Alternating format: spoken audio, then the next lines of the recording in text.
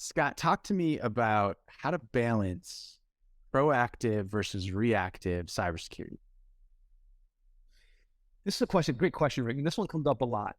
We actually build both of those into our foundational coverage, but at the super high level, the classic good defense is a good offense type thing.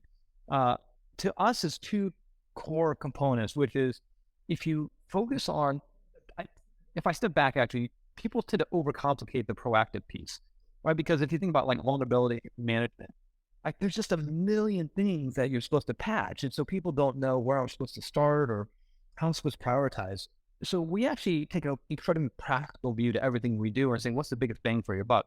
So we prioritize like how to make sure the systems are patched against things that we know have exploits against them or really high probability of success if a bad actor were to get in. So the first piece around proactive is take the high dollar, high value activities and work with somebody like us to maybe just sort of prioritize that for you so that you're getting like, okay, if you're going to spend 2 hours solving a problem, that really made a huge difference.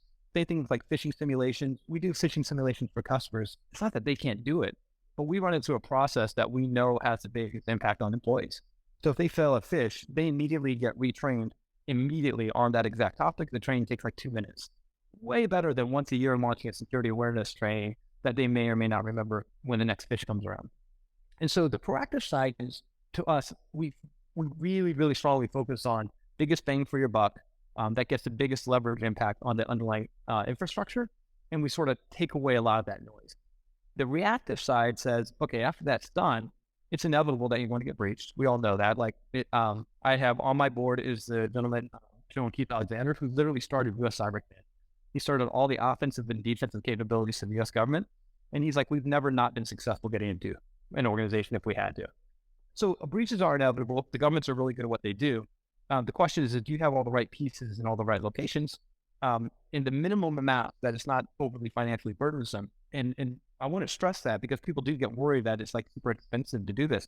If it's done right, it's actually not that expensive, high value, and you can detect the attackers across multiple different locations and multiple different methodologies.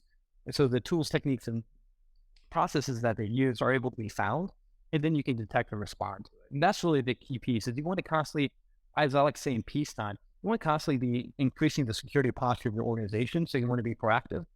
And that's probably 95%, 99% of the time. And then in wartime, you want to have something in place that says, okay, even if it's a sophisticated capability, we're going to be able to detect it and respond to it.